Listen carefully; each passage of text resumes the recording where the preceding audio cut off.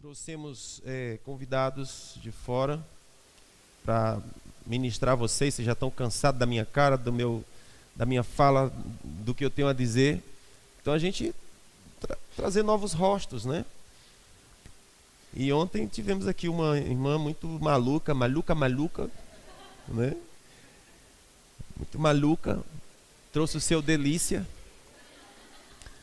O pobre do Odinã está aqui violentado, que ele era o único solteiro aqui misturado no nosso meio. Coitado do Odinã, Jesus. Então, mas 50% dos nossos casais acharam que não deveriam estar aqui. Isso me frustra.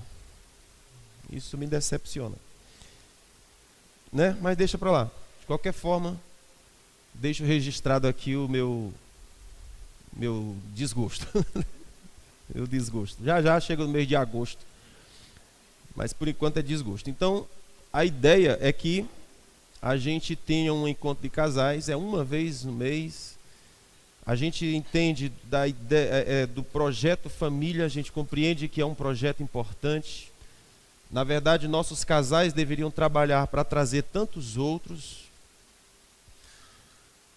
E eu acho que a gente não está entendendo um monte de coisa. Temos dificuldades de entender um monte de coisas. E uma das questões que nós temos dificuldade de entender é o que é que nós estamos fazendo. Em que medida Deus pode contar comigo? Em que medida Deus pode contar comigo? Deus está fazendo uma obra na terra. Ok? Deus está fazendo uma obra na terra. E até que ponto eu faço parte desta obra? Até que ponto eu faço parte daquilo que Deus está construindo? Porque uma coisa a gente pode ficar certo. Aqueles que estão do lado do diabo estão trabalhando. Estão trabalhando.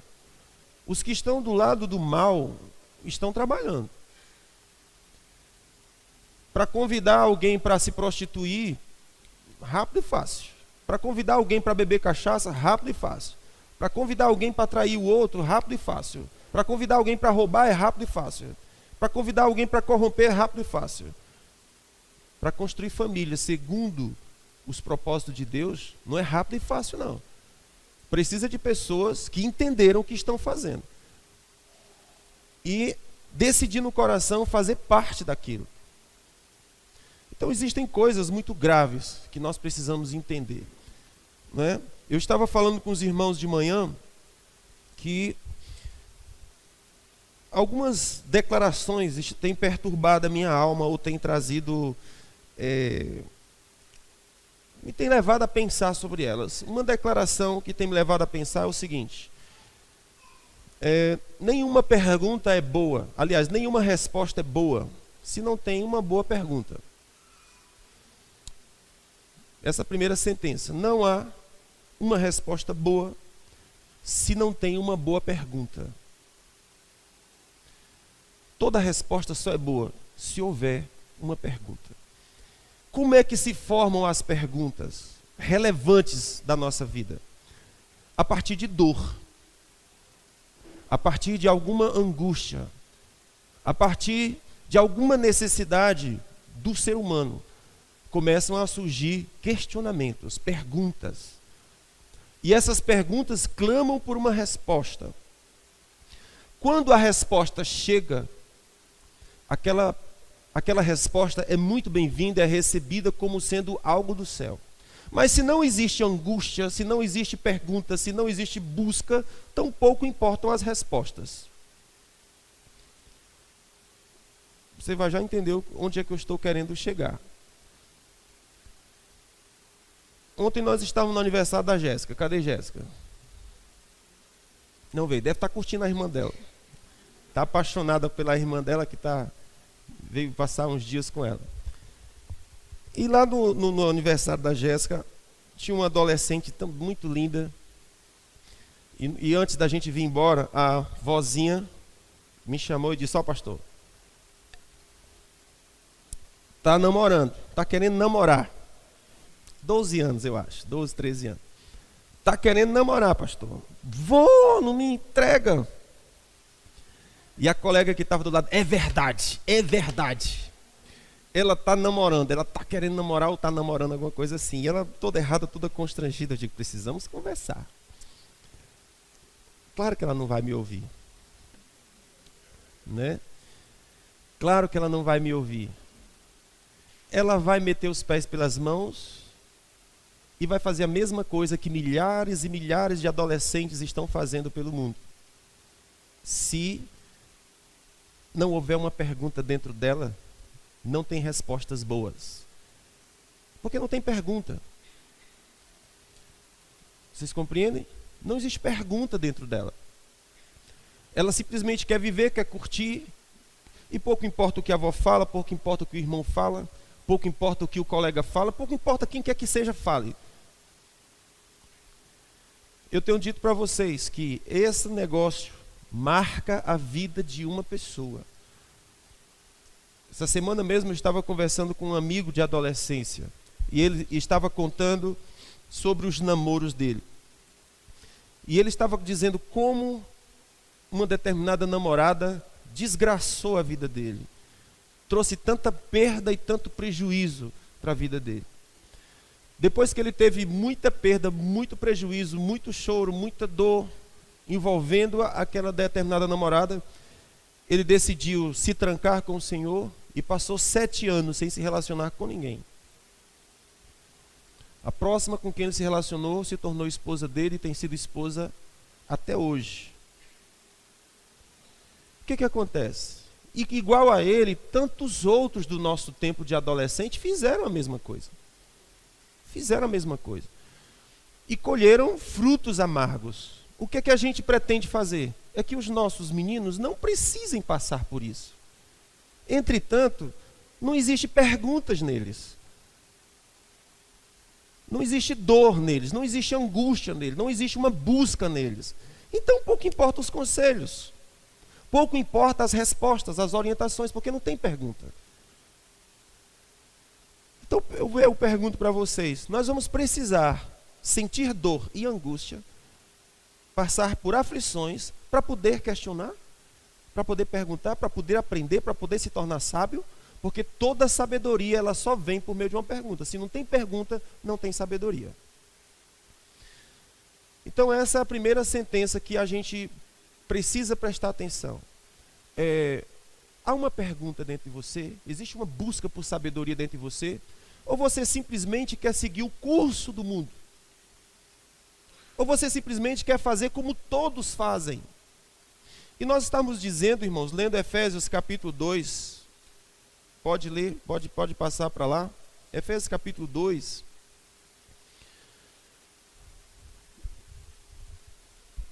o que diz Efésios capítulo 2? Ele vos vivificou. Eu estou falando sobre a primeira sentença, ok? Primeira sentença é essa. Toda boa resposta só é boa se tiver uma boa pergunta. Ou seja, se tiver uma busca dentro do indivíduo por uma resposta. Se não tem busca, então não tem resposta aqui, vale a pena. Então, muito bem, Efésios capítulo 2, o que eu estou dizendo para vocês? É que nós precisamos prestar atenção sobre que influência nós estamos vivendo. Sobre que influência nós vamos gerar a nossa família. Sobre que influência nós vamos gerar o nosso ministério. Ok? Sobre que influência nós vamos gerar o nosso ministério, nós vamos gerar o nosso futuro, porque nós estamos numa construção. Há uma construção. Você tem 15 anos, tem 20 anos, tem 30 anos, tem 40 anos, 50 anos, mas querido, você está vivo. Ainda está em construção. Você ainda está construindo a sua história. E a nossa expectativa é que você termine a sua história como alguém que completou a sua carreira. Não é como alguém que vai olhar para trás e sentir frustração. Sentir vergonha do que foi e do que fez, do que construiu. Você vai terminar a sua construção, você vai terminar a sua história e olhar para trás e dizer, eu tenho orgulho de quem eu fui, do que eu fiz e do que eu construí. Para a gente fazer isso, a gente precisa saber sobre que influência nós estamos. Em Efésios capítulo 2, ele diz assim: ele vos vivificou, estando vós mortos nos vossos delitos e pecados.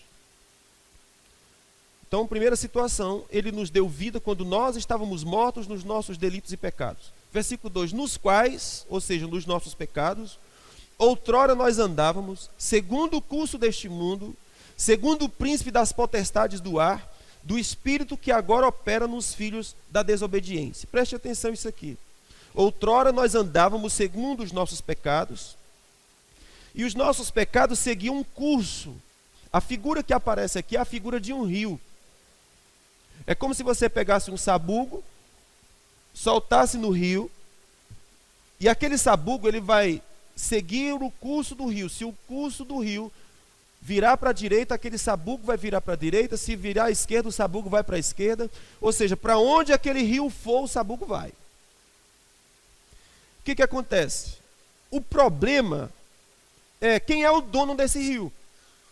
A Bíblia diz assim: segundo o príncipe das potestades do ar, do espírito que opera nos filhos da desobediência, entre os quais todos nós antes andávamos, nos desejos da nossa carne, fazendo a vontade da carne e dos nossos pensamentos. Veja, esse rio, ele é governado por um espírito que opera nos filhos da desobediência. Guarde bem isso aqui: filhos da desobediência. Se tem filhos da desobediência, tem filhos da obediência. Ok? Então perceba que há um rio. E as pessoas estão seguindo esse rio. Quando você vem para o Senhor, o que aconteceu com você? A Bíblia diz que Jesus arrancou os seus pés do império das trevas e transportou para o reino do Filho do seu amor. Existe o império das trevas e existe o reino do Filho do seu amor. O que você faz na vida, de bom ou de ruim, é só resultado de onde as suas raízes estão fincadas. Ok? Então preste atenção nisso. O pecado não é o problema. O problema é a raiz do pecado. Então, se a gente falar sobre os frutos e não tratar das raízes, não vai resolver os nossos problemas. Quando nós viemos a Jesus, o que ele disse foi: você foi arrancado do império das trevas e foi transportado para o reino do Filho do seu amor. Veja que coisa interessante. Você, quando veio a Jesus, continuou morando no mesmo endereço, continuou trabalhando na mesma empresa, continuou estudando no mesmo colégio, mas algo aconteceu no mundo espiritual. E o que foi? Suas raízes foram trocadas. Você foi extraído de um lugar e colocado em outro. Talvez isso pareça pouco para você. Talvez você diga: eu não achei que isso aconteceu na minha história. Ou então alguns podem dizer: pastor, foi mesmo assim que aconteceu, foi mesmo assim que eu percebi comigo. Suas raízes foram arrancadas do império das trevas, e no império das trevas, quem é o senhor dele? É esse espírito que opera nos filhos da desobediência. Para onde o rio inclinar, ele vai. O problema é quando nós entramos na igreja, o problema é quando nós damos a nossa vida ao Senhor e queremos continuar no curso desse rio. Não funciona. Suas raízes foram mudadas de lugar. A partir desse momento vai começar a entrar conflitos. Por que conflitos? Porque você foi arrancado. Foi arrancado. Agora você está no reino do Filho do seu amor. Novas coisas vão ser extraídas da raiz para vir para as folhas, para vir para os frutos. Quando você tem uma planta em casa, não adianta tratar das folhas e tratar dos frutos. Adianta se você tratar o solo. Adianta se você tratar onde as raízes estão fincadas. Então, muitos dos nossos conflitos e sofrimentos que a gente enfrenta é porque a gente não entende esse discernimento. Aquilo que fazemos é só resultado de onde estamos plantados. Jesus falou que a gente conhece uma árvore a partir do fruto. Pelo fruto você conhece onde a raiz está fincada. Vocês estão comigo? Então o que Jesus disse que aconteceu foi isso: você foi arrancado do império das trevas, você foi arrancado de um lugar onde o diabo era quem governava e foi plantado num outro lugar, onde Jesus é quem governa. Então o que eu estou dizendo com isso? É que Deus busca colher de nós frutos a partir do local onde Ele nos plantou. Deus busca frutos. Amém? Então preste atenção. Não siga o curso do mundo. Não faça como o mundo faz. Não namore como o mundo namora. Não faça negócios como o mundo faz negócio. Não construa a sua vida como o mundo faz. Procure construir sua vida, sua história com base naquilo que Deus ensina. Porque suas raízes foram mudadas de lugar. Deus busca frutos diferentes de você. Ok? Então, muito bem. Então ele disse, o espírito da potestade do ar que opera nos filhos da desobediência.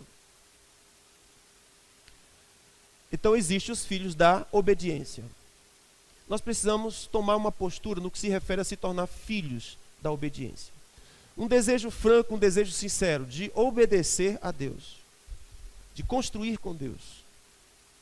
Muito bem. Deixa eu ler com vocês aqui, Lucas capítulo 1.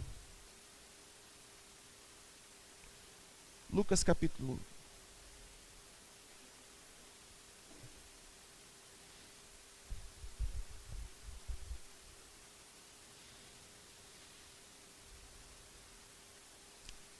Lucas capítulo 1, no versículo 5. Eu tenho falado algumas coisas sobre famílias nas últimas mensagens aqui. Lucas capítulo 1, versículo 5, posso ler?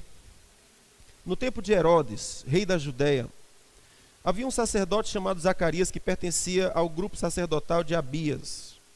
Isabel, sua mulher, também era descendente de Arão. Repita isso comigo. Isabel, sua mulher, também era descendente de Arão. Do que é que isso aqui nos fala? Nos fala de uma família. O sacerdote estava ministrando perante o Senhor e a sua mulher também era da descendência de Arão. Ele era sacerdote e ela também era descendente da família sacerdotal. Então o que a gente encontra aqui? Uma família. Deus encontrou uma família e entrou nela. Entrou naquela família e começou a construir uma história. Nós estamos aqui séculos e séculos depois de Arão. Eu acho lindo. Tem uma coisa na Bíblia que a gente detesta, que é a genealogia. É horrível. Fulano era filho de Ciclano, que era filho de Ciclano, que era filho de Beltrano, que era isso, que era aquilo, que era aquilo. É fantástico.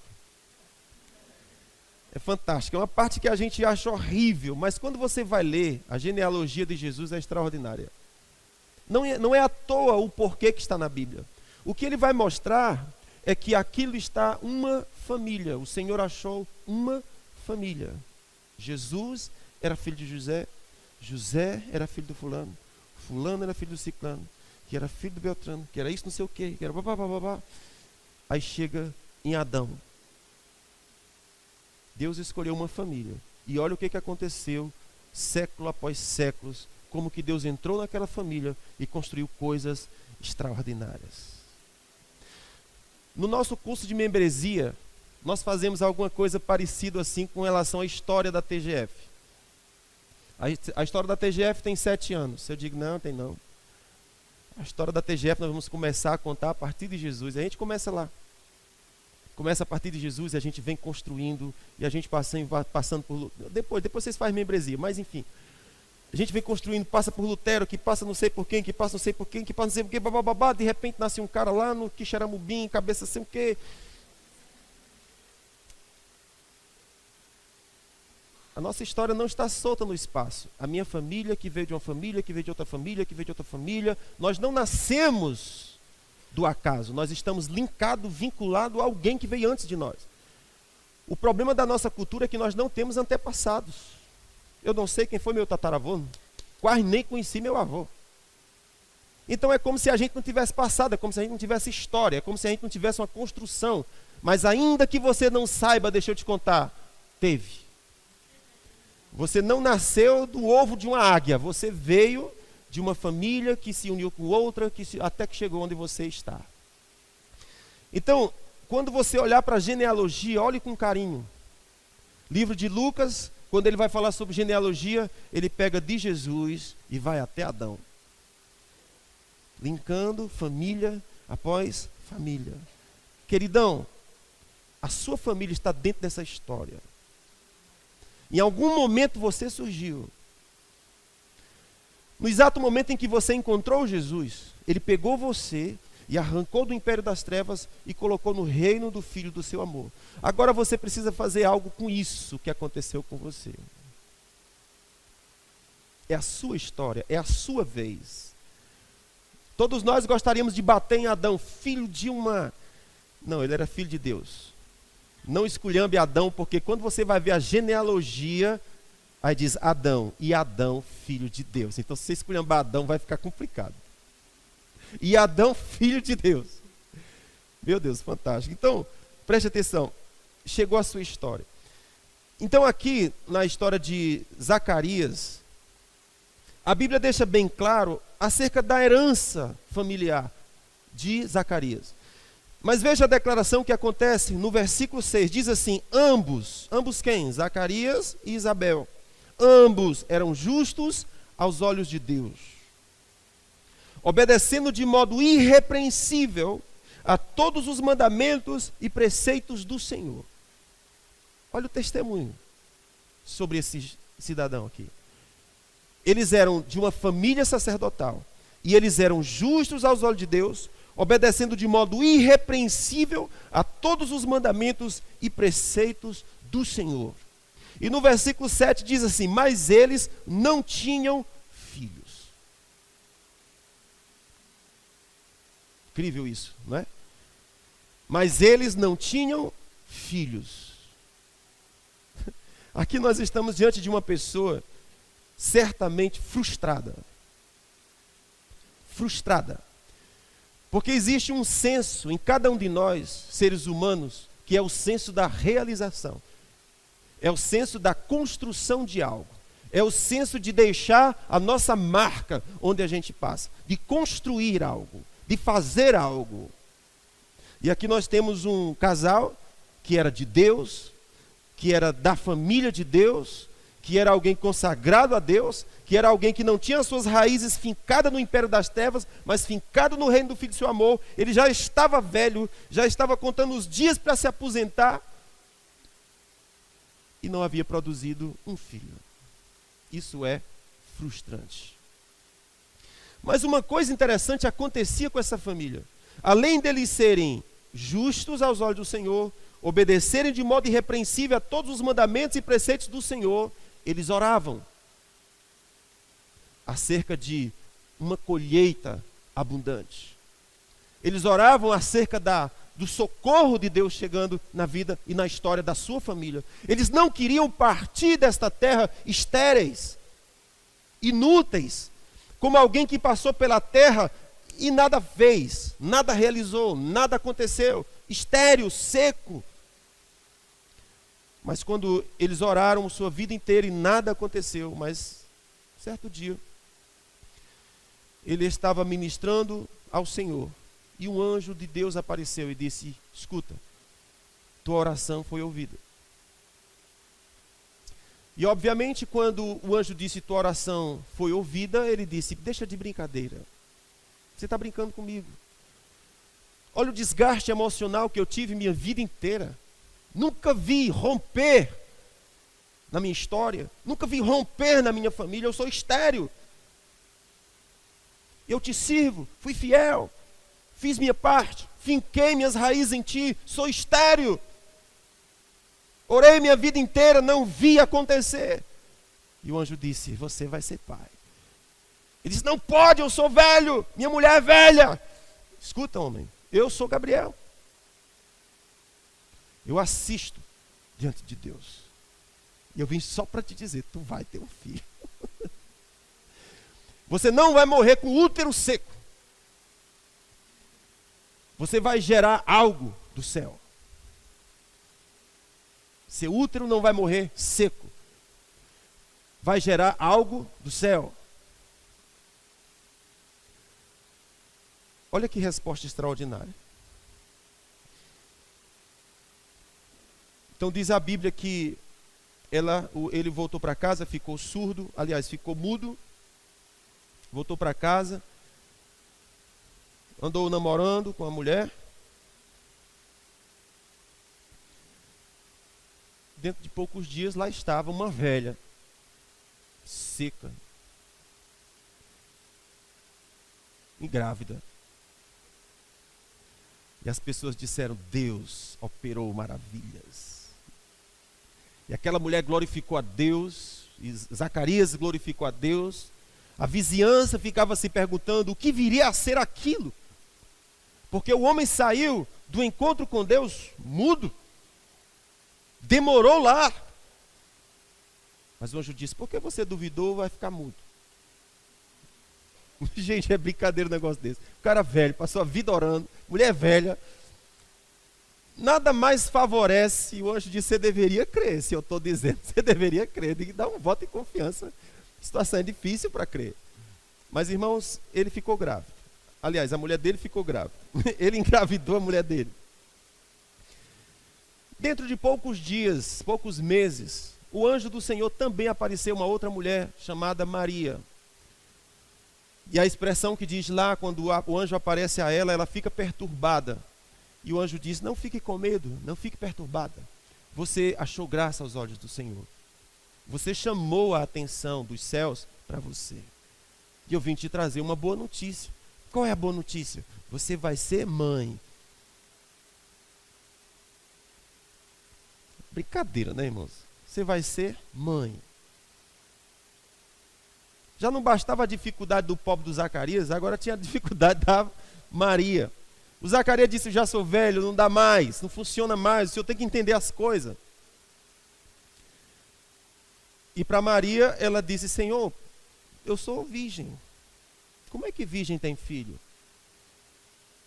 E nem sou casada. Mas Maria, diferente de Zacarias, apenas perguntou assim: como é que vai ser? Ela não duvidou, não questionou, apenas disse: como que vai ser? E o anjo explicou: virá sobre você o Espírito Santo e vai gerar dentro de você algo do céu. O que é que eu estou mostrando para você? Uma família que tem suas raízes fincadas no reino do Filho do seu amor, ela produz frutos que está linkado com o céu. Fincadas raízes. Ela estava orando. Estava orando. E não havia resposta. Eu não sei se você já passa por isso. Mas quantas pessoas questionam e dizem: eu não vejo acontecer na minha vida. Parece que não rompe, parece que não acontece, parece que não flui, parece que está travado, parece que não sei o quê. A pergunta, amados, é simplesmente assim: onde está fincado suas raízes? A segunda pergunta é: você está orando acerca de se tornar frutífero? E a terceira pergunta é: quando vier a palavra, você vai crer? Olha o que acontece. Depois de dias, a Maria simplesmente disse assim: ó, meu Senhor, tal, como é que vai ser? Ele disse: vai acontecer assim. E na mesma hora que o anjo trouxe a resposta de que ela iria ficar grávida, o anjo explicou: escuta, tua prima Isabel, aquela velha, está grávida. Já fazem 6 meses. E a Maria não contou pipoca. Saiu de casa e foi visitar Isabel. Quando ela bateu palmas na casa de Isabel, a Bíblia diz que o ventre de Isabel pulou. O céu que estava sendo gerado dentro de Isabel vibrou com o céu que estava sendo vibrado dentro de Maria. Torno a dizer, o que nós temos aqui? Famílias que estão com as suas raízes fincadas no reino do Filho do seu amor, gerando fruto, gerando filhos para a eternidade. Gerando fruto, gerando filhos, milagres na terra. Então ela disse: bem-aventurada é você, Maria. E ela disse: por quê? Versículo 45, Lucas 1, 45 diz: feliz é você que creu que se cumpriria aquilo que o Senhor disse a seu respeito. Olhe bem, bem-aventurada, feliz é você, Maria, porque você creu que se cumpriria aquilo que o Senhor lhe disse. Crer naquilo que o Senhor lhe disse. Aqui vem o nosso primeiro desafio. Crer naquilo que o Senhor lhe disse. Maria creu no que o Senhor lhe disse. Por que precisa crer naquilo que o Senhor disse? Porque geralmente o que o Senhor diz é impossível. Não é não? Por que precisa crer naquilo que o Senhor disse? Porque é impossível. Era impossível Zacarias gerar filho, era impossível Isabel engravidar, era impossível uma virgem gerar filho. E a palavra do Senhor foi: Maria, você é feliz, porque creu naquilo que o Senhor falou a você. E aí vem um probleminha para nós. Porque o que é que Deus tem falado com você? O que é que Deus tem insultado você? Isso não tem nada a ver comigo. Isso tem a ver com você, que é filho dele. Que Deus tirou suas raízes e colocou no reino do Filho do seu amor. Os frutos que você vai gerar vão mudar. Por quê? As raízes saíram de lugar. Os frutos da sua vida só dizem onde suas raízes estão. Outro dia eu estava questionando com Deus, dizendo assim: Deus, o que está errado na minha fé? O que está errado na minha fé?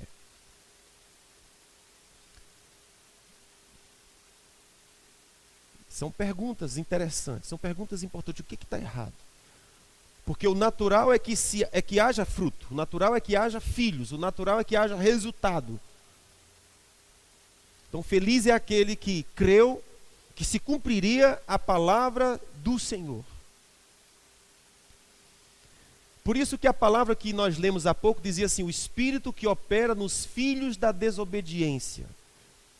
Do mesmo modo, existe um Espírito que opera nos filhos que obedecem. Quando é que o filho obedece? Quando ele pega firme com aquilo que o Senhor falou com ele. Normalmente o que Deus fala conosco estremece as nossas estruturas, porque a gente vai julgar impossível. E eu pergunto: Deus tem insultado você com alguma coisa que você olha e diz: é impossível? Não vai acontecer, não dá para mim, deve ser para o outro? Será que o céu já começou a insultar você acerca de alguma coisa? Nesse instante que você é insultado, você vai enfrentar um desafio muito grande. O primeiro desafio que você vai enfrentar é se libertar de você mesmo. Você não precisa se libertar do cão. O cão não é seu problema. Você é seu problema.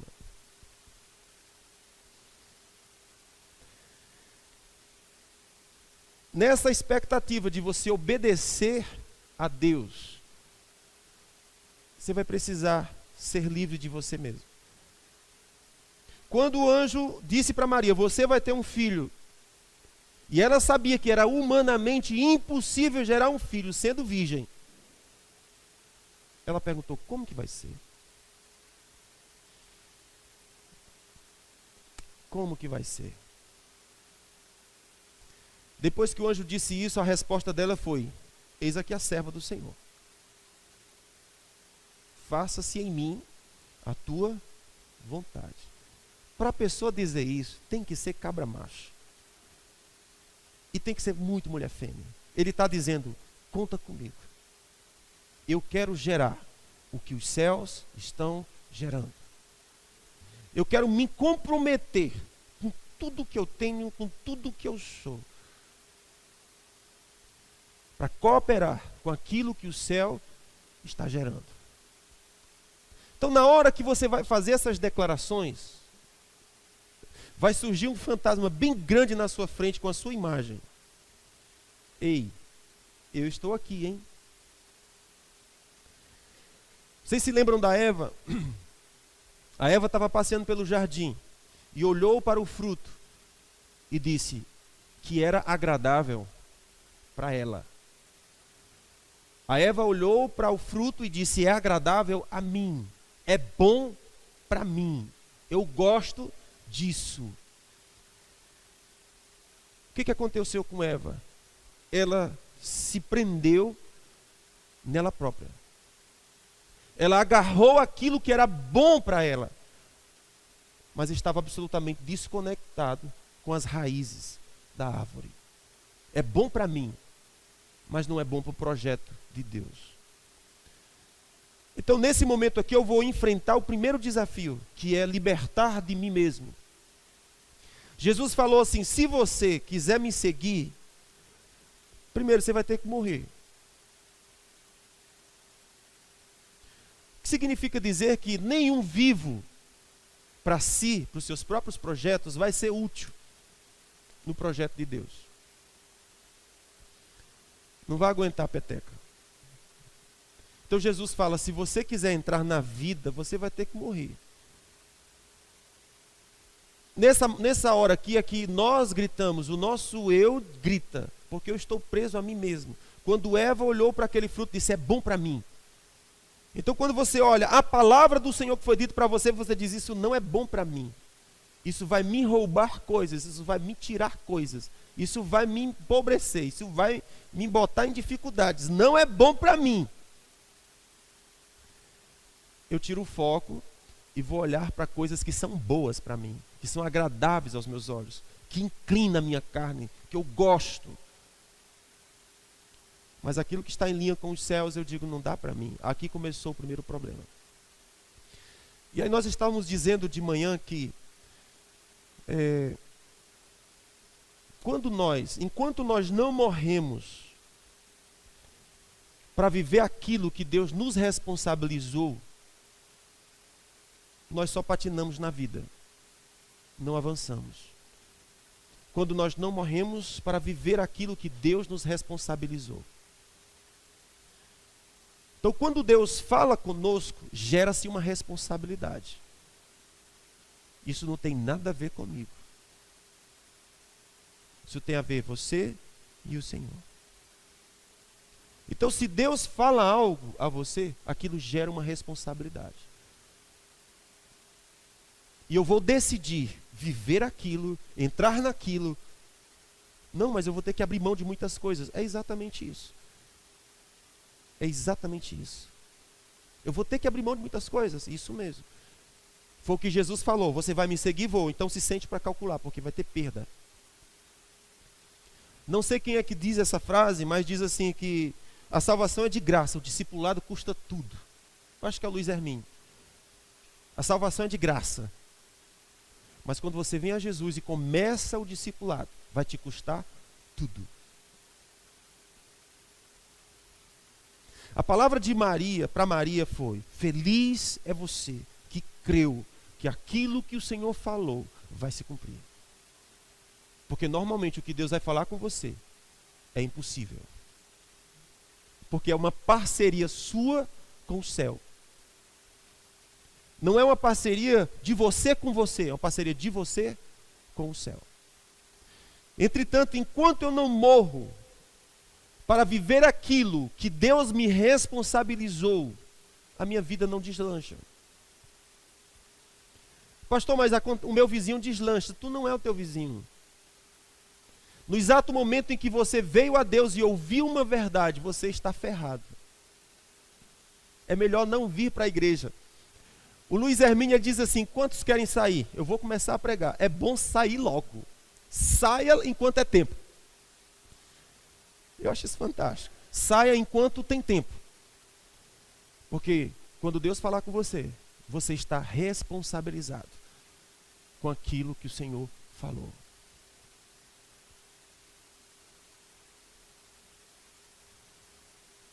O que Deus falou com você? Quando Deus fala com você, você não precisa de ninguém ao seu pé do ouvido dizendo: bora, faz! Você não precisa de feitor. Você faz porque você sabe o que Deus responsabilizou você para fazer. Amém? Então essa era a segunda declaração que eu ia dizer para você. A segunda declaração que eu ia dizer era essa. Era não, é essa que eu vou dizer, né? O problema não é o que não sabemos. O nosso problema não é o que sabemos. Nosso problema é exatamente o que sabemos.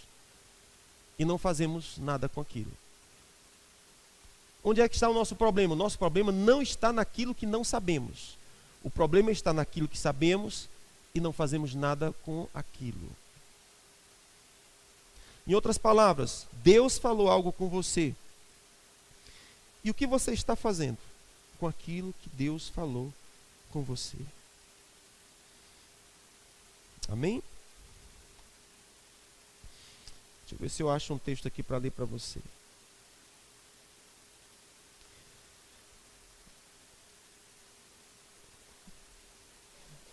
É que eu me sinto muito bem. Começa a música aí, canta aí, Sassá.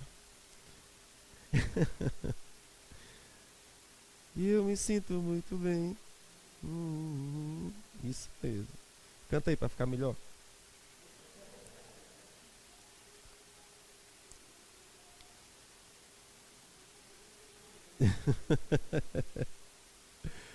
Amém.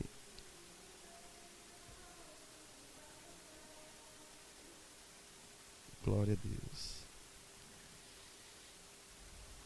Olha só. Então o nosso problema está naquilo que nós sabemos e não fazemos nada com aquilo que sabemos. Então eu quero desafiar você a pensar no que foi que Deus responsabilizou você. O que Deus falou com você? Aí você diz, pastor, Deus não falou nada comigo não. Eu acho isso impossível. Impossível. No exato momento em que você se torna filho de Deus, se você é transportado do império das trevas para o reino do Filho do seu amor, verdades já começam a borbulhar dentro de você. Passa-se o tempo e a gente ignora aquilo. Passa-se o tempo e a gente começa a se envolver com um monte de coisa, menos com aquilo que Deus nos responsabilizou. E isso começa a gerar um problema para nós. Então veja, enquanto nós não morremos para viver aquilo que Deus nos responsabilizou, a nossa vida só patina. Sabe aquela coisa que você desliza? Você anda e só desliza. Porque nós precisamos parar para nos responsabilizar com aquilo que Deus falou conosco. Ah, mas isso vai custar a minha vida, exatamente. O texto de João diz assim, se o grão de trigo cair na terra e não morrer, ele fica só. Significa que só vai gerar fruto se aquele grão de trigo morrer para si próprio.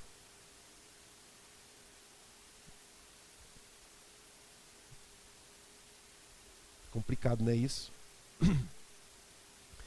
Em Lucas capítulo 7, versículo 29, diz assim, todo o povo, até os publicanos, ouvindo as palavras de Jesus, reconheceram que o caminho de Deus era justo.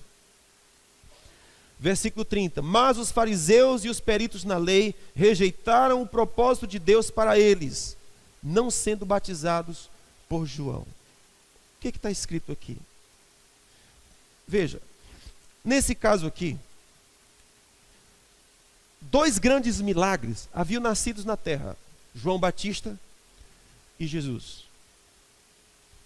E o que está sendo dito aqui no versículo 29 é que todo o povo, inclusive os publicanos, que eram considerados uma classe terrível de pecadores, eles ouviram a palavra de Jesus e reconheceram que o caminho de Deus era justo. Mas o que eles fizeram? Os fariseus e os peritos da lei rejeitaram o propósito de Deus. O que aconteceu com eles? Eles ouviram a palavra de Deus. Deus falou com eles.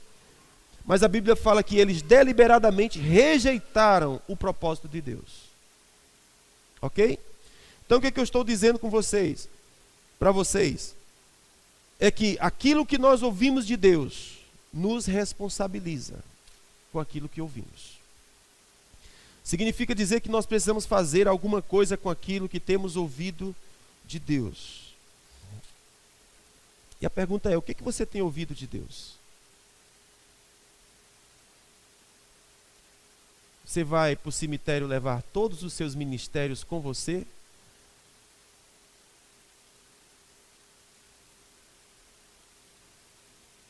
Deus criou você para ser um milagre, para ser resposta do céu para pessoas, porque suas raízes foram retiradas do império das trevas e foram colocados no reino do Filho do seu amor. Sua família vai ser diferente, seus filhos vão ser diferentes, seus netos vão ser diferentes. Por quê? Porque os frutos que saem de você são diferentes. E tudo isso começou porque Deus arrancou suas raízes do império das trevas. É diferente. Então veja, queridos, o povo rejeitou o propósito de Deus. Em Mateus capítulo 13, versículo 12, diz assim: pois ao que tem, venham para cá, Ministério do Louvor, nós já estamos terminando.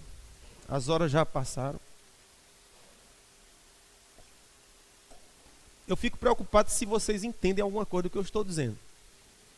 Parece muito parabólico, muito metafísico, muita viagem.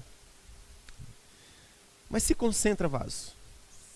Pede ajuda do céu. Pai, deixa eu entender o que esse homem está querendo dizer, que até agora eu estou meio patinando aqui. O que eu estou dizendo para você é que o mundo segue um curso. Ok? O que eu estou dizendo para vocês é isso. O mundo segue um curso. Qual é o curso que o mundo segue? Do príncipe da potestade do ar, ou seja, de demônios, que opera nos filhos que escolheram desobediência. E eles são influenciados. Eles fazem sem saber porque fazem. E eles vão gerar famílias iguais a todo mundo gera. Eles vão ser pessoas iguais ao que o mundo gera. Mas o que eu estou dizendo é que, por outro lado, existem famílias que o Senhor arrancou suas raízes e colocou no reino do Filho do seu amor. E a partir desse momento, novos frutos começaram a ser gerados.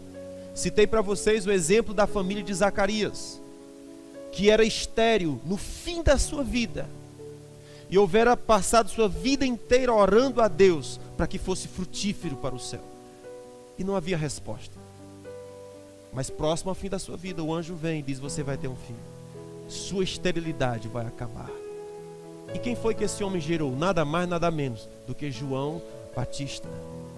De quem Jesus falou? Dos nascidos de mulher, não há como ele. Era o cara. Dos nascidos de mulher, não há como eles. Não há como ele. Então João Batista veio, anunciou a verdade, Jesus veio, anunciou a verdade, mas eles rejeitaram o propósito de Deus. Em Mateus capítulo 13, versículo 12, está escrito assim: pois ao que tem, dar-se-lhe-á, e terá em abundância, mas ao que não tem, até aquilo que tem será tirado. Do que é que está falando esse versículo? Está falando de palavras. Está falando de palavras que os céus mandaram para você. Isso aqui é a parábola do semeador. A parábola do semeador fala de 4 tipos de terrenos. Um terreno duro, a semente caiu, as aves do céu vieram e colheram. Uma semente entre pedras, a semente da palavra de Deus gerou fruto, mas não tinha profundidade, logo secou. Uma outra parte da semente caiu entre espinhos, ela nasceu com vigor, mas logo morreu. E um quarto terreno, que era um terreno bom, a semente de Deus caiu e ela disse: eu vou te dar muita atenção. Vocês estão comigo? Queridos, é exatamente assim que nós nos comportamos com relação à palavra de Deus. Nada é gerado em nossa vida sem a palavra de Deus. Veja, a palavra que Isabel disse para Maria foi: você é bem-aventurada, porque creu na palavra que o anjo lhe falou.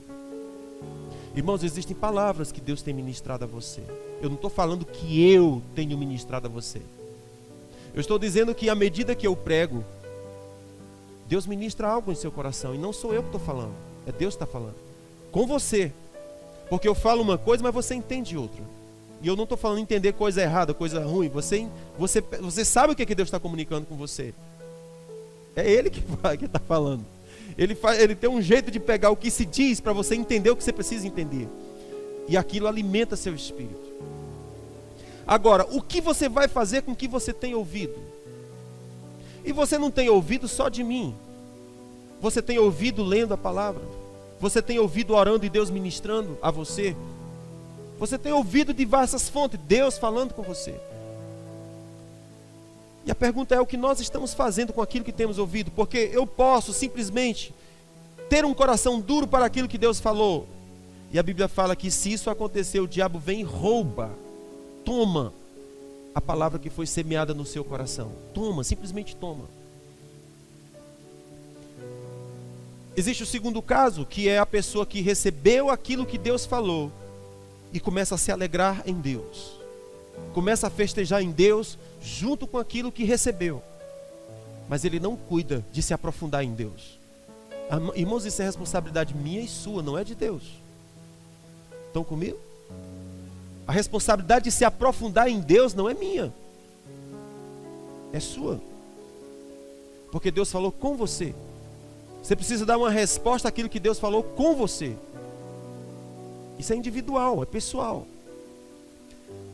É impossível você ser filho de Deus e não ouvir Deus. Todo aquele que é nascido de Deus tem o Espírito de Deus. E o Espírito de Deus testifica no seu espírito verdades. É assim que a Bíblia fala. Então eu estou certo que Deus tem falado coisas aos seus filhos. E quando Ele fala, você se responsabiliza pelo que Ele falou. Então eu posso ter algumas respostas com relação àquilo que Deus falou comigo. Eu posso ter um coração duro e simplesmente rejeitar. E a Bíblia fala que o diabo vem e rouba aquilo. Porque ele sabe que se essa semente você der crédito, ele não consegue barrar você. Primeira coisa, eu descarto aquilo que Deus falou. Segunda coisa, eu dou crédito. Mas quando começa a vir os problemas, eu caio fora. Vocês estão comigo? Problemas, virão problemas. Às vezes são problemas tão bestas, tipo, olharam para mim com cara feia. Pronto. Querido, você recebeu uma palavra preciosa de Deus. O que vão dizer, o que vão fazer, o que vai acontecer, você tem que criar costas largas. Você tem que deixar de mimimi. Tem que ser forte em Deus, para suportar o que tiver de suportar. Veja, a Bíblia fala que esse segundo grupo recebeu a palavra, mas logo veio algumas perseguições, alguns probleminhas, e ele caiu fora. Eu pergunto, quanto de pressão você suporta para ser fiel à palavra que o Senhor falou com você? Quanto de pressão você suporta? Você abre mão fácil? Muita gente tem ficado no caminho. Desiste, vai embora, se entristece, fica embrutecido por causa de coisas. Jesus falou, o segundo grupo, ele renuncia por causa de problemas. O terceiro grupo foi o que caiu entre espinhos. Esse daqui é um pouquinho diferente. O que aconteceu com esse? Preocupações na vida. O cara tinha um trabalho, agora tem 2 empregos. Tem que pagar o leite do menino, tem que pagar a faculdade do menino, pagar não sei o quê, agora tem 4 empregos. E o que ele fez com a palavra que recebeu de Deus? Simplesmente bota ela no canto. E os cuidados do mundo, as paixões do mundo, as ilusões do mundo, começa a minar a palavra que ele recebeu de Deus. A mesma coisa que aconteceu com a Eva. Ela olhou para o fruto e disse, isso é bom para mim. Então de repente alguém recebeu uma palavra de Deus, mas escuta, quem recebeu algo do céu vai ser testado, queridos, vai ser provado. Como 2 e 2 é 4, vai ser provado, vai ser testado. Suas raízes estão fincadas no céu. O que você vai gerar ecoa pela eternidade. Não se acaba quando você morre. Eu estava citando o caso para os irmãos de Jesus no poço de Jacó. Jesus sentou no poço de Jacó. que tinha sido cavado há séculos atrás. Séculos, séculos, séculos. Jacó cavou um poço para dar água. Séculos depois, Jesus se senta no poço que Jacó cavou e salva uma mulher que tinha 5 maridos. E aquela mulher chama toda uma cidade. E Jesus salva a cidade, sentado no poço de Jacó. O que a gente aprende com isso? Que aquilo que você construiu hoje, os séculos depois, pessoas vão construir em cima do que você construiu. Você vai produzir hoje, cavar buracos que vai dar água para pessoas que estão próximas a você. Mas aquele poço não vai secar. Ele vai passar de eternidade em eternidade, pessoas se alimentando daquilo que você gerou, até Jesus sentar lá, no poço que você cavou. Então veja, que palavras você tem ouvido da parte do Senhor? O que Deus tem falado com você? O que Deus tem responsabilizado você? Que resposta você tem dado àquilo que Deus responsabilizou você? De repente algumas pessoas pensam assim: pastor, você está falando que todos nós temos que ser pastores? Não sei o que Deus está falando com você. De repente Deus chamou você para ser um tremendo homem de negócio, rico, muito rico, para ser um patrocinador do reino de Deus. Não sei. O que Deus tem falado para você? Talvez Deus tenha chamado você para ser uma mãe extraordinária, que vai discipular os seus filhos e mostrar a eles: meus filhos, olha onde é que a raiz da nossa família está fincada. Nós estamos fincados no reino do Filho, do amor do Pai. O fruto da nossa família ecoa pela eternidade. Os frutos da nossa família passará gerações após gerações, e Deus poderá visitar as nossas gerações e se sentar nos poços que cavamos. Poços que nossa família cavou, Deus poderá vir gerações depois e se sentar. Uma mãe. Ou então de repente Deus chamou você, está instigando você de fato para ser uma profeta, uma profetisa. Ou Deus está instigando você dizendo: ei garoto, seja sábio, não se corrompa com o mundo, santifique-se, entre profundo em Deus. Irmãos, eu achei fantástico a narrativa de Lucas acerca da multidão, de um episódio em que a multidão estava apertando Jesus. E ele chegou próximo de um lago. E eu acho que a multidão ia derrubar ele dentro da água, porque era muita gente. Então ele chamou alguém, disse: ei, me arranja um barco aí. Pedro, que era um cara impetuoso, foi o primeiro, disse: entra no meu barco. Olha que fantástico, entra no meu barco. Quando Deus pede uma coisa, quem é que se prontifica e diz: no meu? É no meu, vem para o meu barco. Pedro fez assim. Jesus disse: preciso de um barco. Pedro disse: entra no meu. Jesus entrou no barco e ali começou a ensinar as multidões. Quando ele terminou de ensinar as multidões, ele chamou Pedro e disse: Pedro, você pescou a noite inteira, não foi? Foi. Está cansado, não está? Estou. Pegou alguma coisa? Não, senhor. Pedro, leve o barco e jogue suas redes mais ao fundo. Pedro pegou o barquinho: Senhor, nós pescamos. Pedro, vá. Pedro foi para as águas mais profundas e lançou as redes como o Senhor havia dito. E as redes se encheram de peixes, numa proporção tal que começou a se rasgar. E ele teve que chamar outros barcos: me ajudem, a pescaria é muito grande, não posso coletar tudo sozinho. A gente aprende nessa história aqui muitas coisas. A primeira é: Jesus pediu um barco e Pedro tinha um barco para dar. Segunda coisa que Jesus falou: Pedro, vai para águas profundas. Olha que conselho de Jesus: Pedro, vai para águas profundas. O primeiro chamado de Deus para nós é: vá para águas profundas. Por quê? Porque é lá que eu vou falar com você. nas águas profundas. É lá que o milagre vai acontecer, nas águas profundas. É lá que os mares ouvirão uma voz de comando, nas águas profundas. Vá para as águas profundas. Saia da superfície. Entre profundo em Deus. Então, de repente, Deus está falando com jovens e dizendo: garoto, entre em águas profundas. E você diz: não, eu não posso desperdiçar. Eu tenho que ficar com o corpo toradão. Eu tenho que fazer muitas academias. O Senhor está vendo, eu sou magrinho. Eu tenho que ficar gostoso, delícia.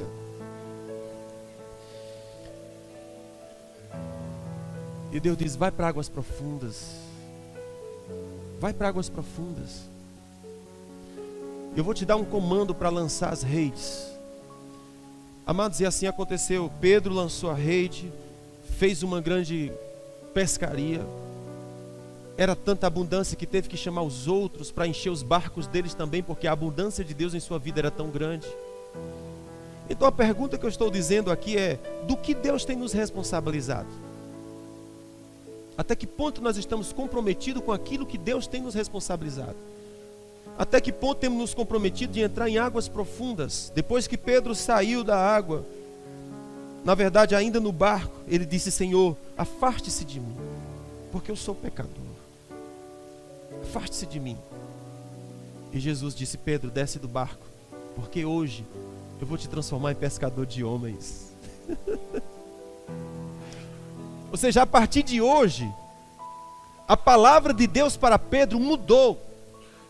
Em uma certa estação na vida de Pedro, Deus estava dizendo: vai para águas profundas e lança tuas redes. Mas no momento seguinte, Deus está dizendo: tenho uma outra palavra para você. Quero que você se torne pescador de homens. O que houve ali? Uma mudança de destino.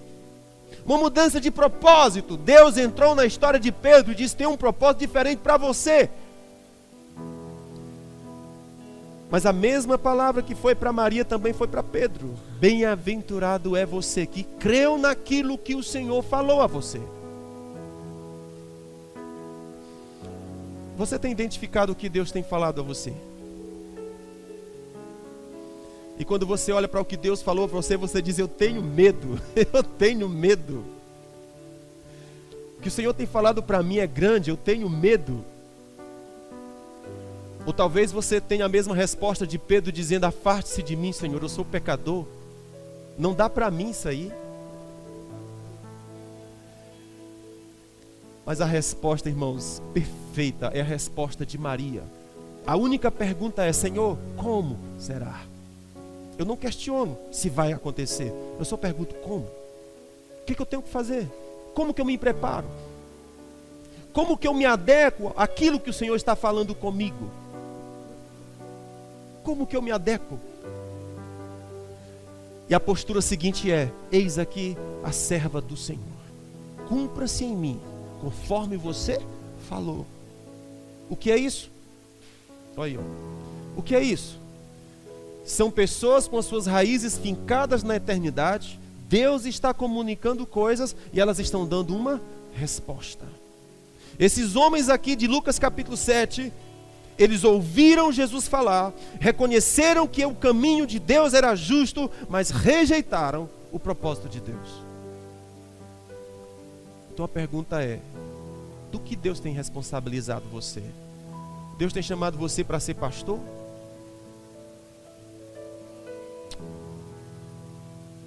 Ou para ser o quê? E dentro daquilo que Deus chamou você, quanto você tem se comprometido com isso? Amém? Nessas perguntas, uma fruta vai aparecer para você e dizer: isso é bom para você. Você não precisa daquilo. Essa fruta é boa, come ela, fica com ela. Desconecte-se do céu. Se torne como a geração de Noé, que comiam, bebiam, casavam, davam-se em casamento, transava, fazia sexo de novo, tá? Mas absolutamente desconectado com o céu, gerando filhos para a perdição. O Senhor disse que esse era o sinal dos últimos tempos. Seria como na geração de Noé: casavam-se, davam-se casamento, festejavam, faziam banquetes, casava-se, dava-se em casamento, não sei o que, desvinculado totalmente do céu. Então a pergunta hoje, queridos, é exatamente essa: o que você faz com o que você sabe? Com aquilo que Deus comunicou a você. Amém? Que o Senhor vos abençoe.